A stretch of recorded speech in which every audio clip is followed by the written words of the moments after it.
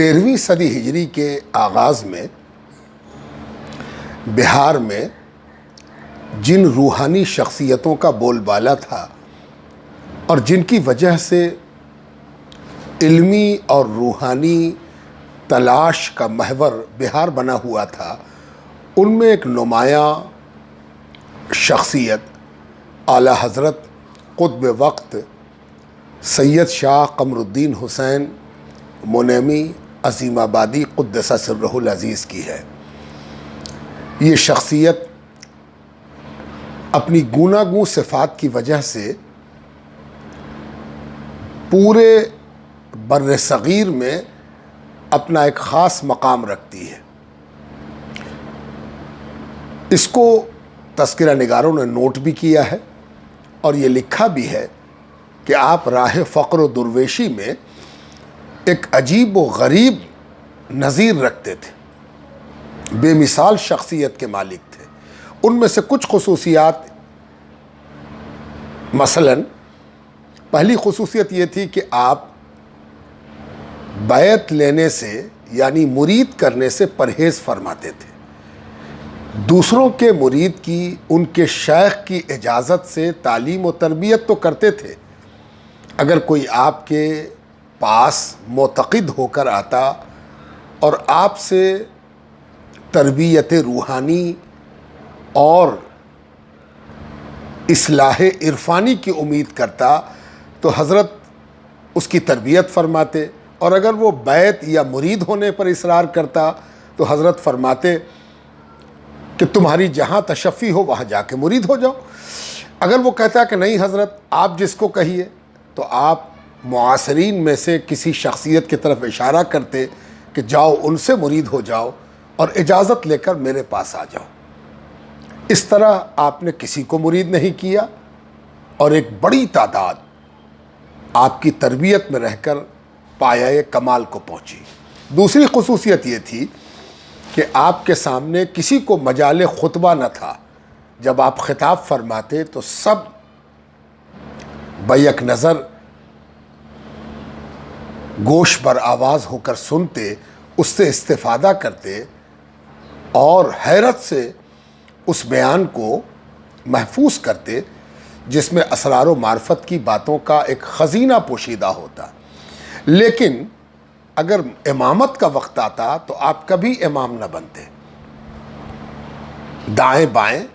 عزیزوں میں سے یا شناسہ لوگوں میں سے کسی ایک کا انتخاب کرتے اور اسے امامت کے مسلح پر کھڑا کر دیتے اور خود مقتدی ہو جاتے۔ یہ دو خصوصیت۔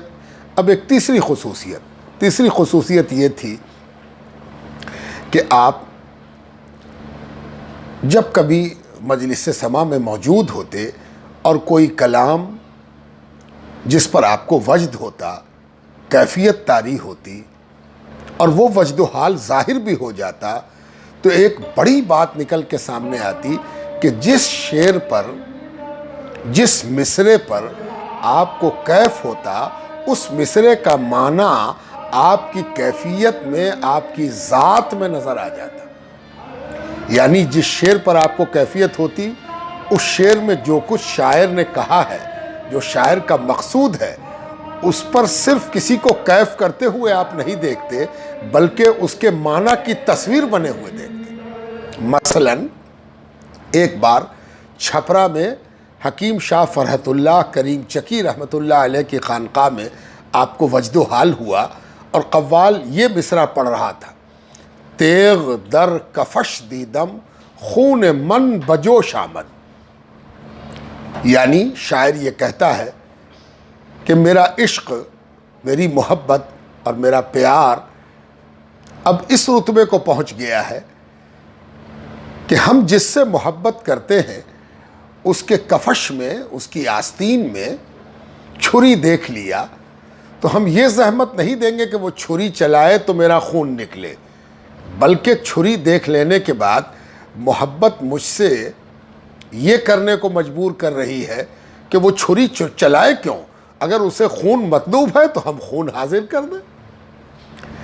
تو یہ تسلیم و رضا کی وہ منزل جو محبت میں معراج تک پہنچاتی ہے، اس کا شعر اور جب کیفیت ہوئی تو عالم یہ ہوا کہ بدن کے ہر روے سے خون کا فوارہ نکلا، اور اس طرح نکلا کہ کسی سے چھپا ہوا نہ رہا، جدھر رقص میں گھومے اس طرف کی مجلس پر بھی خون کا چھینٹا اڑا، جو قریب آیا وہ خون خون ہوا، خود تو خون خون ہوئے ہی، اور جو رومال تھا جس سے آپ نے اپنا چہرہ انور اور اپنے ریش مبارک داڑھی کے بال پوچھے وہ بھی خون آلود ہو گیا۔ تو شعر کا مفہوم ذات کے اندر اور ذات سے ظاہر ہو جائے، یہ آپ کی وہ نمایاں خوبی تھی جو اس زمانے میں ہر کس و ناکس کے زبان پر تھی، اور تمام اہل علم و عرفان کا اس پر اتفاق تھا کہ آپ ایک نادر الوجود شیخ وقت ہیں۔ چوتھی خوبی یہ تھی کہ آپ کے جیسا تربیت کرنے والا، کہ جو تربیت توجہ کے نتیجے میں باکمال بنا دے، اور یہ آزمودہ ذات تھی جس پر ایک توجہ ڈال دی بدقسمت نہ ہوا تو اس کی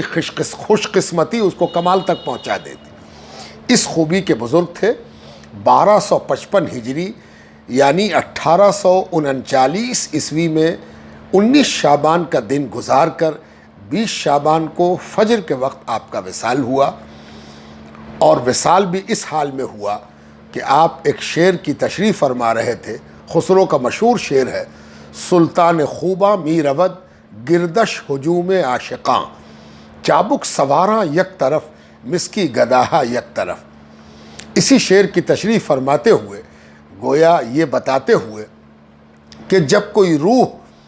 اپنے جسم کو چھوڑ رہی ہوتی ہے، یعنی ایک انسان زندگی سے موت کی طرف قدم بڑھا رہا ہوتا ہے، اگر وہ کامیاب انسان ہے اور اس نے اللہ اور رسول کی پابندی کی ہے اور اس نے اپنے نفس کو پاکیزہ بنایا ہے، تو اس کا عالم ایسا ہوتا ہے کہ اس کی روح یوں نکلتی ہے جیسے کوئی سلطان خوباں اپنے لشکر کے ساتھ برآمد ہو، اور اس کی شان یہ ہو کہ سلطان درمیان میں ہو اور لشکر اس کو گھیرے ہوئے ہو، بالکل اس طرح جیسے کوئی معشوق جا رہا ہو اور عاشق اس پر وارفتہ اور فدا ہو رہے ہوں۔ تو بدن کے اعضاء روح کے ساتھ اپنا تعلق جدا ہوتے وقت ایسا رکھتے ہیں جیسے کہ روح سلطان خوباں ہو اور جسم کے سارے اعضاء اس کے عاشق اور فریفتہ ہوں۔ اس کی تشریح کرتے ہوئے حضرت کا وصال ہوا، اور آج ان کا عرس ہے۔ خانقاہ منعمیہ میتن گھاٹ حضرت سیدنا مخدوم شاہ محمد منیم پاک باز رحمۃ اللہ تعالی علیہ کے حلقے میں ان کا آستانہ مبارک ہے، اور آپ کے ایک محتاط اندازے کے مطابق لگ بھگ 40 باکمال خلفاء ہوئے، اور ان سے یہ سلسلہ آپ کا سلسلہ، آپ کی تربیت کا فیضان پھیلا۔ دانا پور، سملی، الہ آباد، بنگلہ دیش، کراب، پنڈ، برما، میانمار، ان جگہوں پر سلسلہ منعمیہ ابوالعلیہ کا فیضان آپ ہی کی ذات سے اور آپ کے خلفاء کے ذریعے پہنچا ہے، اور آپ کا سلسلہ ہنوز چہار طرف جاری و ساری ہے۔